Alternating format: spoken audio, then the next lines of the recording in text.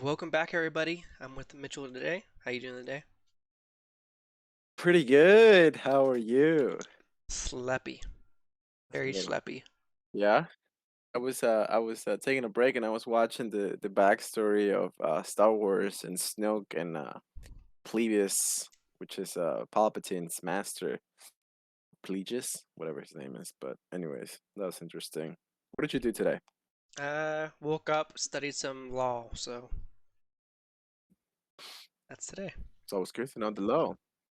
Yeah. So welcome back everybody who is new. Welcome to our channel, Getting That Medical Degree, where we talk everything medical related. In the meantime, both of us are trying to get into medical school, so we'll be doing topics and subjects about that as well in the future. So the topic for today is applying to medical school timeline. That is a very important topic because when I started this journey to medical school, I was just like, I was lost. I was completely lost. I was like another part of the planet lost, another galaxy lost. But so disclaimer, um, it's not easy, right? So let's get into this topics. So of course, you start your undergraduate degree, just like a general overview. So that's your bachelor's degree, and then on the third year, people usually take your MCAT. So third year will be your junior year, going into sophomore, because remember it takes like a whole year. So it means you need to start preparing for it.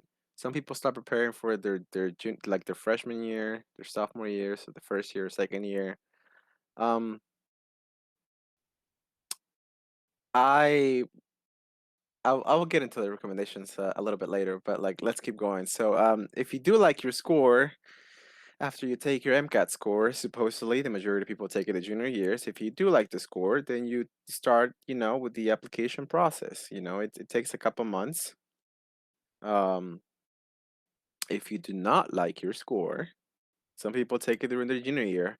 Now remember, it's junior year, so you still don't have all your prereqs. You don't have biochemistry. You don't have organic chemistry too, maybe organic chemistry in general. You may not have calculus or whatever. You may not have physics too. Um, so it's gonna be a hard one. Okay, so um, I will lacking the knowledge. It's very hard. It's very difficult. So I would recommend for you to wait on it, and not do what I just tried to do. Take it without having the knowledge of organic chemistry too. Um, so remember, after you apply, let's say 2021. Let's say that you apply this year. Let's say that you took it this summer. Your MCAT. Uh, it takes a whole year. Okay, so you won't know that you got in, or you won't know that um you really don't start medical school until like next year. Okay, so like the summer of next year, then you're starting to get like you already know pretty much which school you're gonna go to.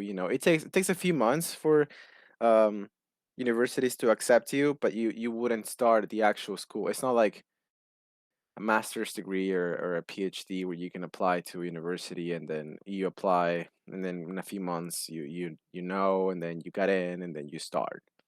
So this is kind of like it takes a few months to know, to wait for all the schools to get back to you, and then you begin the following year. Um, remember that that's something that was not I was not aware of. Um, that's my fault. I didn't like I wasn't aware of it. I thought that it was just like a regular thing. But recommendations.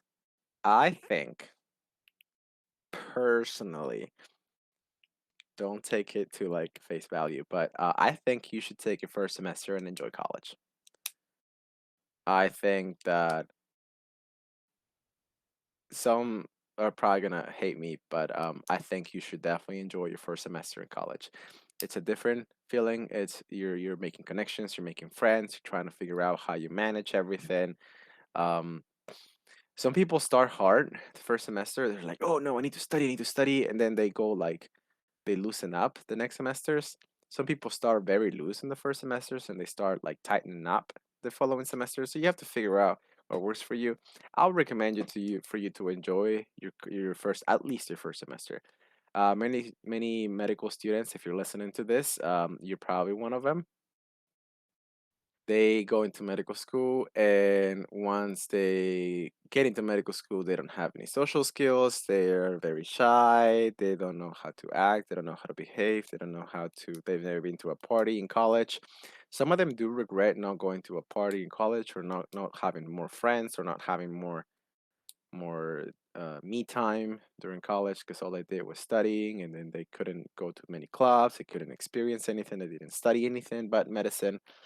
A lot of them do pre-med, um, or bio or chemistry. They don't want to go into anywhere because they think that if you do bio or chemistry, then that's gonna be your strongest result, your strongest grade on the test. But recommendation: take the first semester off. Second semester of the first year, you kind of like start slowing down the laziness, the partying, or the getting going out with the friends and knowing people and everything, because you're still living in the dorms. And if you're not living in the dorms, then you're still making some friends. You're still trying to figure out the whole college life. You start to get into the rhythm. Sophomore year. Okay, so sophomore year is a very important year. So sophomore year, I will say, don't don't do if you took it relaxed first year, don't do it again sophomore year. Sophomore year, you should start volunteering here and there. You should start researching. So I typed cold email professors. It's kind of like cold calling people. Cold calling is whenever you just like you see a random person online that has a business and you call them directly to the business owner and you're like, this is my idea. This is I want to work for you. Blah blah blah.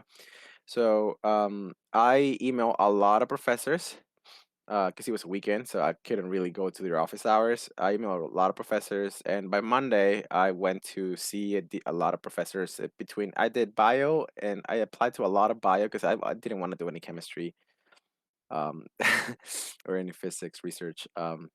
So I applied to just like pretty much bio professors. I did apply to one chemistry professor. I'm kind of glad he didn't get back to me. I got a couple professors that were interested in having more students to do research with them. But I'm happy that I think I picked the right one and I decided to stick with it. So, but however, I didn't do this until my senior year. All right, so like remember that. You want to do this in sophomore year. You don't want to do it like me senior year, trying to like combine 4 years into one.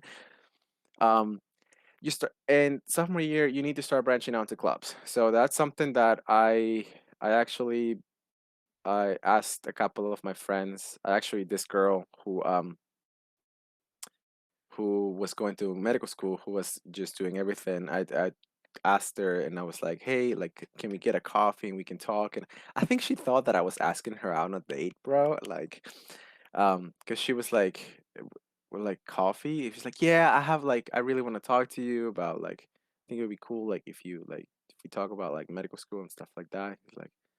She was like she was like emphasizing the coffee part. I was like, well, I'm broke as shit, so I'm not gonna buy you dinner. I just want to pick your brain, right? But so I said, yeah, just to talk about medical school. So we met and everything. We had a coffee. Um, and I literally, it was just like I was quizzing her. I was quizzing her everything. Like I wanted to learn as much information as I could. Like videos is one thing, but like if you talk to this like a human person that's already gone through the program, it's another thing. That's why we're making these videos. So if you do have any questions, just like send us an email or DM us on Instagram or Twitter or whatever, or write it down on the comments below. Um, so you start branching out to clubs, you start connections with professors, you start connections with doctors. That's a big thing that I missed out. So branching out to profess connections with professors is like you want to have really good connections with some professors that teach you biology classes or anatomy classes, or maybe your research professor. Um, you want to have good connections like by like being like a good worker, want to be friendly, want to be nice, want to you know want to help out a lot. If you can start connections with some doctors, like as in like maybe you get a shadowing and then you ask the doctor if you can do more shadowing with him, start a connection every now and then, like a cool little trick that I got from a mentor was that you kind of like send them an email every now and then, like with an article or something, and be like, "Hey, Doctor So and So, I was reading this article. It reminded me of you. I just wanted to make sure that this email got you while you were well. Like, I hope this finds you well." Type of email, right? And then you just kind of talk to them for, like for a sentence or so, and then they'll get back to you. "Thank you so much for your kind wishes. Blah blah blah. Thanks for the article. It was really interesting. Have a nice day." Just kind of like checking up on them, just kind of like check on like an old friend that lives in another country type thing. Your junior year. So if you don't have the prerequisites ready, do not take the MCAT test to know how much you do, how much you know. Do not do that mistake. I had a friend who signed up for the MCAT test. He just wanted to know, right? He didn't even have biochemistry. He just wanted to know. He got like a 400 and something. But the problem is that once you get the 400 and something, they're gonna average it. So like let's say the next test you get like a 515. Well, that 400 and something, some colleges they average it, so that means that it's no longer a 515. So now it's like a 510 or like a 5 whatever, you know. So you can take a mock test. Um, so the last slide is remember this will be fun.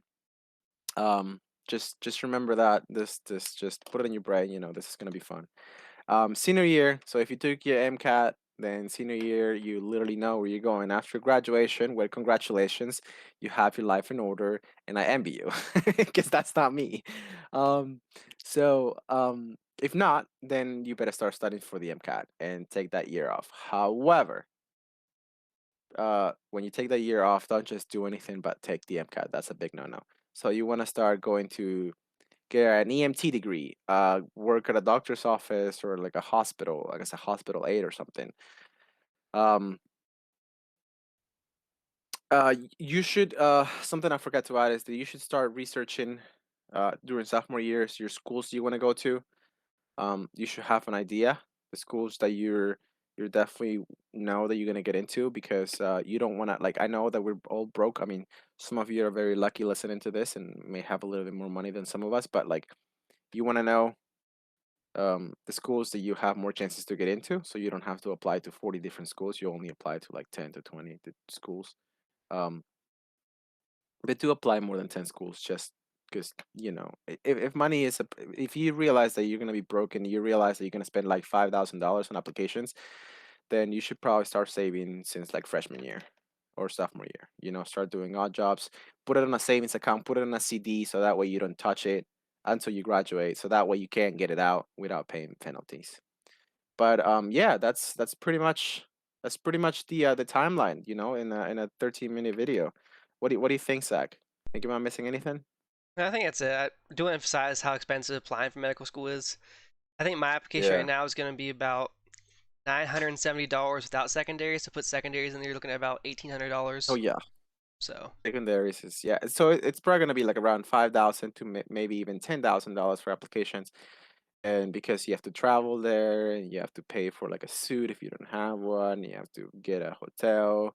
Because I don't think they're doing Zoom calls anymore. Because like that they was just are. for the They pandemic. no, they're still doing them Oh, okay. Well, for now. at This year least at you saved least. the money This year there. they're still doing the online calls because it worked really well for them. But I don't Oh know if they're going to crap. continue that or not. So Uh, I hope they do. All right, guys. Thanks for coming to our channel. So if you found anything helpful, please go like. And if you wanna see more videos about this, don't forget to subscribe. And have a wonderful day, everybody. Keep see you on next studying, time. keep on Bye. learning.